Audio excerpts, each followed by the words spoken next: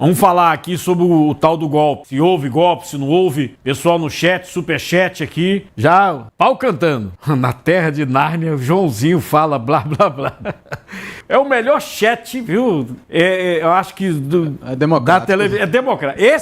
Esse aqui é o melhor, né? O povo faz o programa com a gente aqui. Que beleza, tá? O ex-presidente Jair Bolsonaro entregou ao STF a resposta à denúncia da PGR por tentativa de golpe de Estado. A defesa alega inocência e pede que o caso seja julgado pelo plenário e não pela primeira turma. É uma situação, inclusive, interessante, porque ele já tinha pedido antes e isso foi negado. Então ele pede de novo para julgar pelo plenário. Mas tem muita coisa para rolar, você vai ver. Os advogados reclamam do acesso limitado às provas, afirmando que apenas trechos selecionados foram disponibilizados. Aí são essas gravações, né, a transcrição. Segundo a defesa, o material completo, a análise das provas e a indicação de testemunhas ficam, por isso, comprometidas. É uma reclamação geral, viu? Porque segurado, porque querem condenar Bolsonaro, é evidente. Isso é política, né? Tá muito evidente isso. A condenação de Bolsonaro tem que ser esse ano, que ano que vem tem eleição. Imagina esse julgamento no ano de eleição. A bronca que é para o Supremo Tribunal Federal. Então querem condenar Bolsonaro esse ano, né? A vontade hoje no Supremo, né? Não é todo o Supremo, mas do pessoal dessa turma, essa primeira turma,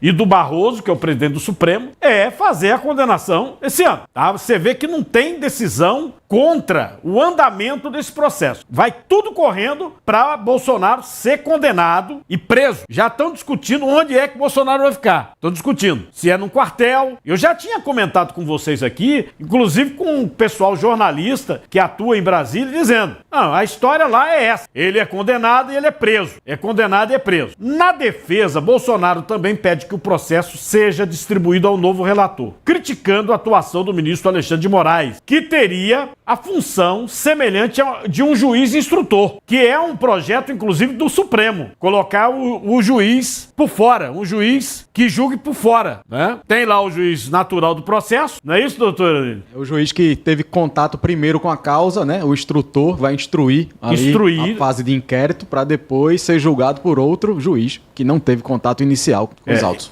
No nosso site tem tudo isso aí, essas defesas todas. Se você quiser olhar, principalmente o pessoal que é operador do direito, é interessante. Em um dos trechos, advogados de Bolsonaro afirmam que o processo está começando de forma desigual, pois deveria ter acesso a todo o conteúdo da denúncia e ao inquérito, não só parte. Você está vendo destaques aqui na tela da defesa do ex-presidente Bolsonaro, do ex-presidente. Aí você fala, tem novidade nisso? Tem não, nenhuma novidade, né? É um grande advogado que já atuou, inclusive, com o pessoal de esquerda, agora está com o pessoal da direita. É um grande advogado, escritório do Vilar, mas não tem novidade. Teve gente, inclusive, comentando aí, alguns colunistas políticos, falou, não teve nada de novidade, mas tem outras defesas com novidades, aí eu vou mostrar, tá? No outro trecho da defesa de Bolsonaro, ele critica a promotoria, que é a PGR, por fazer uso do overcharge, ou seja, apresentação intencional de múltiplas narrativas e crimes além do que os fatos e indícios sugerem. Destaque também para você ver. Essa situação, né, é uma questão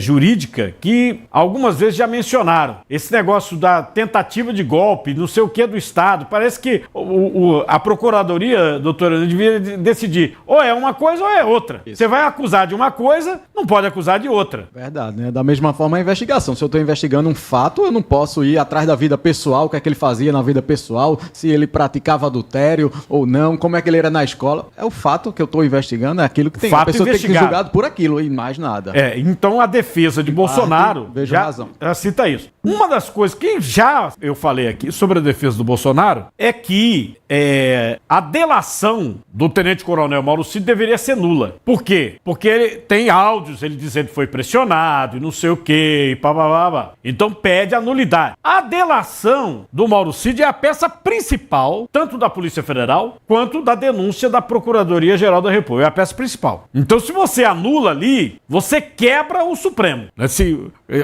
E é evidente que não vão anular, né? E eu vou mostrar por quê. A defesa do tenente-coronel Mauro Cid, que é o ex-ajudante de ordem do Jair Bolsonaro, pediu ao STF a rejeição da denúncia da PGR sobre o plano do golpe. Peraí, o PGR denunciou o Mauro Cid, o delator? Denunciou. E é claro isso, que tem que denunciar. Por Por quê? Ele é delator, mas ele tá no meio. Então tem que denunciar. Mas os advogados de Cid dizem assim, não denuncia o bichinho não, porque ele cumpria só o seu dever legal. Ele não tinha poder de decisão. O que o pessoal diz? Não, o Bolsonaro mandava e ele fazia. Eu não sei se a pessoa, se é desse jeito, não. Você já viu alguém desse jeito? O bem mandado. Então dizendo que ele tinha que cumprir, porque o cidadão era o presidente da República, é o chefe das Forças Armadas, ele é das Forças Armadas e o Mauro Cid tinha que cumprir o que Bolsonaro fazia. Então o Mauro Cid diz, não, eu cumpri ordem, fiz nada. Sobre a delação premiada, a defesa de Cid nega qualquer coação e diz que o acordo foi uma decisão planejada com Cid e sua família. Aí ontem, o ex-presidente Jair Bolsonaro publicou nas redes sociais aquele áudio, um trecho, justamente o trecho em que Cid diz que foi pressionado para fazer a delação. Olha o que Bolsonaro publicou, solta.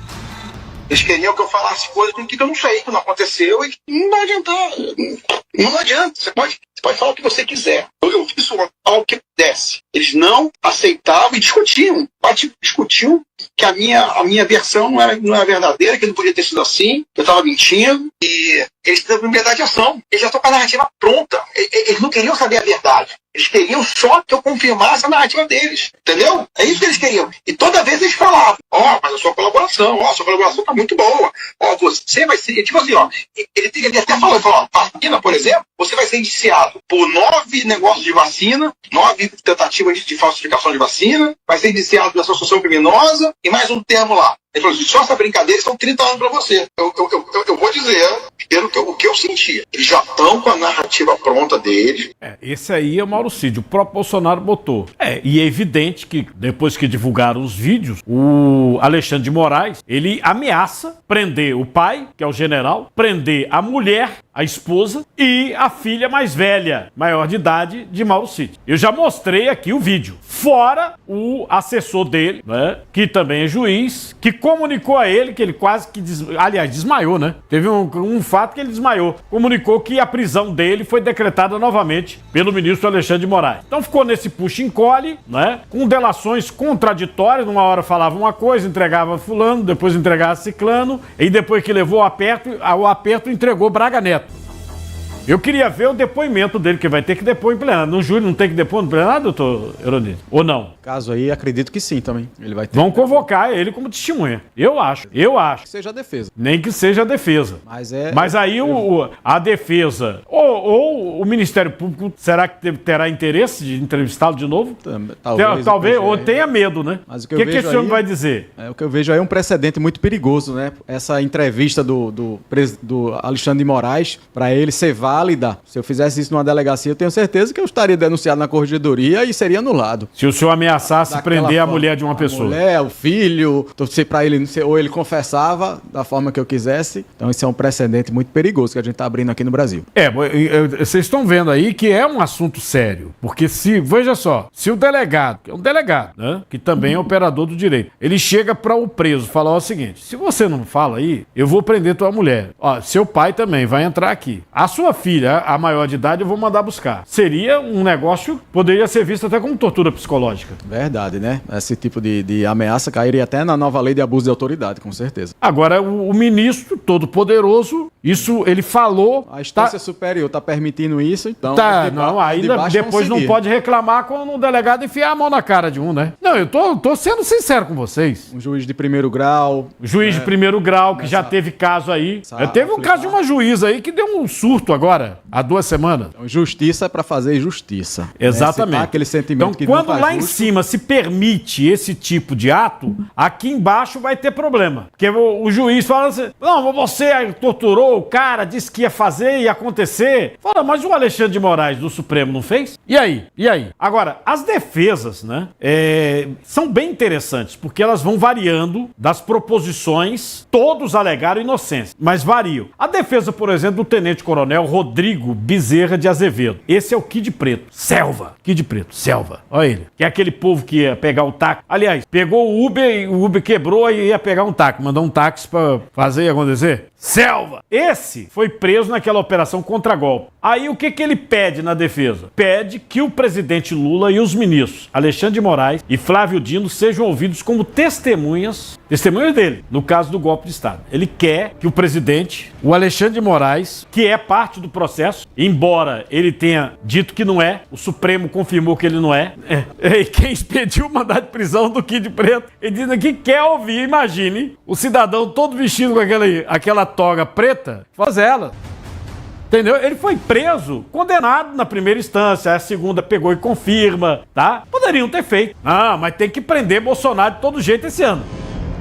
Eu já falei isso, não foi? Porque isso se comenta em Brasília. Já estão vendo qual é o quartel que ele fica. E estão vendo o quartel, porque ele é ex-militar, quartel onde ele não possa falar demais com gente de alto escalão. Entendeu? O que os advogados do Kid Preto estão alegando? Que a oitiva de Moraes é absolutamente necessária, do Alexandre de Moraes. Já que ele é mencionado 43 vezes na acusação. 43 vezes na acusação do PGR, do Procurador-Geral da República. Também defendem que o Flávio Dino deve ser ouvido. Por que o Flávio Dino? Porque Flávio Dino era o ministro da Justiça nos ataques de 8 de janeiro. Ele era o ministro da Justiça. Agora, os dois, tanto Alexandre como Flávio Dino, eles são dessa turma. Aliás, o Flávio Dino deve ser o presidente da turma. Deve passar a ser o presidente quando começar esse julgamento. Imagina, o cara sai lá, todo de toga, falando, não, eu sou o juiz. Não, agora eu sou a testemunha. Não, aí eu agora vou ser ouvido como vítima. Tô te dizendo que é um negócio, do ponto de vista jurídico, ridículo. Ridículo. A defesa do Kid Preto está solicitando ainda o depoimento de outros militares, incluindo o general Marco Edson Gonçalves Dias, que é o general Gonçalves Dias, que é o ex-chefe do GSI. É aquele senhorzinho que nas gravações é visto abrindo porta. Entra. Ué, o general abriu porta pro golpista? Hã? Tô te dizendo que esse negócio vai ser danadinho? Tomara que seja transmitido, porque eu vou me divertir. Igual aquele negócio do Mensalão. Lembra do Mensalão, Edgar? Mensalão foi divertido, não foi não? Ah, foi divertido. Aquelas tardes todinhas, né? O Mensalão e o impeachment de Dilma. Também. Lewandowski presidindo, Não foi? cheio de dedo, não querendo ofender. Você sabe que na época, a mãe da Dilma, nossa ex-presidente, foi quem pediu para Lewandowski ser ministro, né? Ele Eu nunca não sabia. negou isso. Foi? É. E eu me lembro que ela Então, sofreu o impeachment, mas não imagina perdeu ele. o direito político, né? Ele devendo até a mamãe da Dilma e foi lá e aí fez aquele negócio no final do Alexandre, do Renan Calheiros pedindo como presidente do Senado. Não, além da queda do coice, aí não caçaram os direitos políticos de Dilma. Aí ela foi candidata ao Senado por Minas Gerais. Saiu, largou na frente, mas perdeu a eleição. Porque se tivessem caçado os direitos políticos, ela ficaria 8 anos, como ficou Fernando Collor, sem poder se candidatar. E foi o Lewandowski que concedeu aquela situação completamente fora da lei. Né? Porque não tem isso na lei, né? O impeachment perde, não é isso? Cargo público também, né? Sem assumir cargo público. Exato. O BRICS ela também não poderia. Não poderia, BRICS, a loucura. Aí tem o outro aqui. Os advogados do ex-ministro da Defesa, Paulo Sérgio Nogueira, alegam que o ex-ministro da Defesa não pressionou comandantes a apoiarem a minuta golpista. Segundo ex-comandantes do Exército, da Aeronáutica, Nogueira teria permanecido em silêncio ao ouvir que não haveria apoio às medidas. A defesa pede que a denúncia não seja aceita e lista testemunhas. E aí, nas testemunhas, ele inclui quem? O atual ministro da Defesa, José Múcio Monteiro. E os ex-comandantes das Forças Armadas. Imagina, o ministro da Defesa também vai ter que depor. Zé Múcio. E tem outras coisas que outros acusados também estão chamando de Zé Múcio. Tem outro trecho da defesa em que os advogados de Paulo Sérgio Nogueira alegam que o crime só se aplica a governos legitimamente constituídos. E como Lula não havia tomado posse, não haveria irregularidade. Além disso, o advogado classifica a denúncia como absurda e que não teria sequer base nos autos. Que é uma situação assim estranha, porque a correlação da PGR é que o golpe foi tramado e que a execução do golpe seria no 8 de janeiro. Aí Lula já seria presidente. E o pessoal às vezes perde a questão do nexo causal, porque foi estabelecido pela PGR que para constituir que houve mesmo uma tentativa de golpe, não só aquela trama antes, quando Lula nem era presidente, é que a consecução foi 8 de janeiro. Porque senão não fica tentativa, não é isso, doutor? É verdade, né? Que é outra situação que as defesas vêm falando aí. Tá tendo um distanciamento aí de vários dias, né? De vários dias, né? Se foi antes, então não tem tentativa de golpe. Por isso que a PGR fala, não, teve porque Lula já era presidente e se deu no 8 de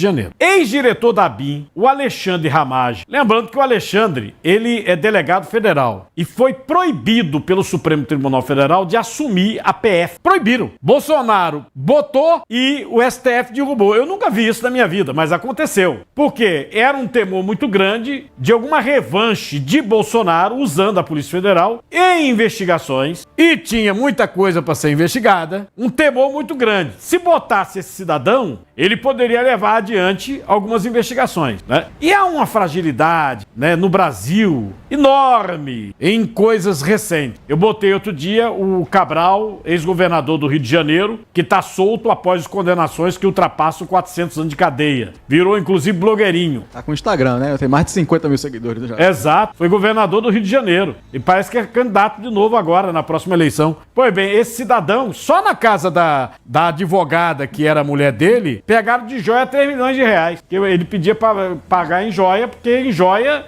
fica mais fácil de você lidar, inclusive lavar o dinheiro, né? Então é coisa assim que, na delação que ele fez, ele entregou 2 ministros supremos. Imagina entrar um cara na Polícia Federal, um ramagem doido da vida, falar assim, vamos investigar isso aqui. Vamos, reativa a delação. Bota pro público saber quem são os 2 ministros. A Cruzoé mesmo publicou, a revista Cruzoé, que teve aquela trama que o Greenhalgh entregou, a Cruzoé publicou e censuraram, tiraram do ar, né? Então a banda toca assim mesmo. O Alexandre Ramage, ele tá também no negócio do golpe. Aí afirmou que não teve envolvimento na tentativa de golpe em 2022. Segundo a defesa do delegado Alexandre Ramage, ele deixou o governo para disputar uma vaga na Câmara dos Deputados e foi eleito deputado. Além disso, a defesa explica que Ramage apenas expressou opiniões que já tinham sido divulgadas até por Bolsonaro e minimiza a importância dos documentos que foram encontrados na investigação. Aqui é a síntese, né? Inclusive publicado no portal UOL, do que diz o Alexandre Ramage.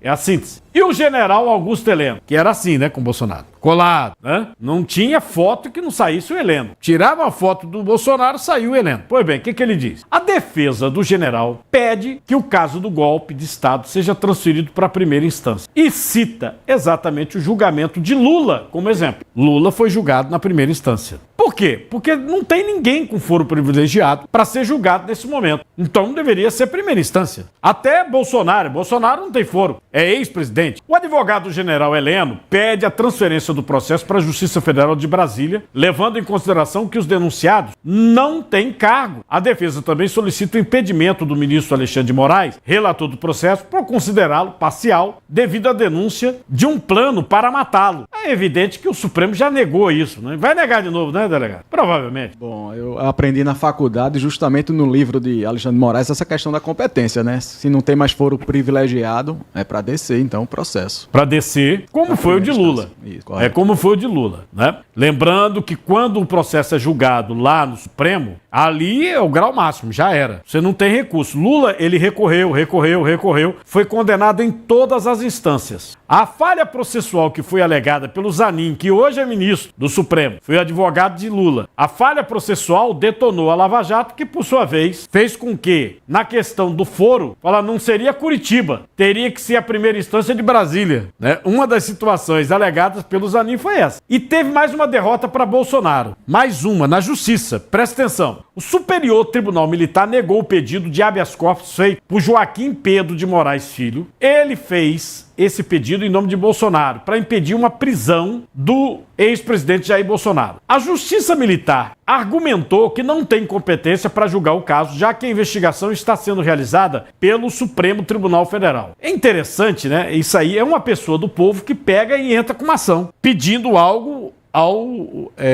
Superior Tribunal Militar. Não sei nem se Bolsonaro conhece ele, talvez nem conheça. A gente nem entende, porque dizem que tem várias ações assim. Pessoas, associação disso, daquilo, propondo ação, né? E é claro, esses tribunais acabam tendo que analisar. Essa aí é um cidadão que nem sei quem é. É verdade, né? Qualquer cidadão, não precisa nem ser advogado, pode propor um habeas corpus. É isso que ele está propondo. Isso aí. E qualquer papel, manuscrito. Pode ser até no papel de higiênico. Isso mesmo. Percebe uma injustiça, quer recorrer, entra com habeas corpus para a pessoa se livrar solta, não ser solta, ser avaliado aquela prisão. Pois bem, aí o Superior Tribunal Militar negou. O ex-ministro do Turismo, Gilson Machado, né, inclusive que está voltando ao Recife depois do Carnaval, ele analisou para o nosso programa essas considerações todas que estão sendo feitas pelas defesas no Supremo Tribunal Federal. Veja comigo. O documento subscrito pelo advogado do presidente, Daniel Bueno e Celso Vilardi, ele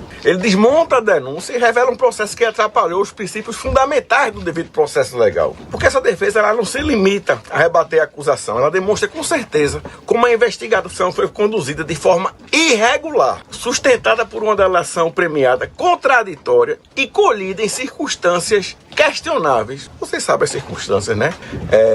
Você sabe, você tem mulher, você tem filha, você tem pai, esse tipo de coisa que foi falado. É inquisição mesmo.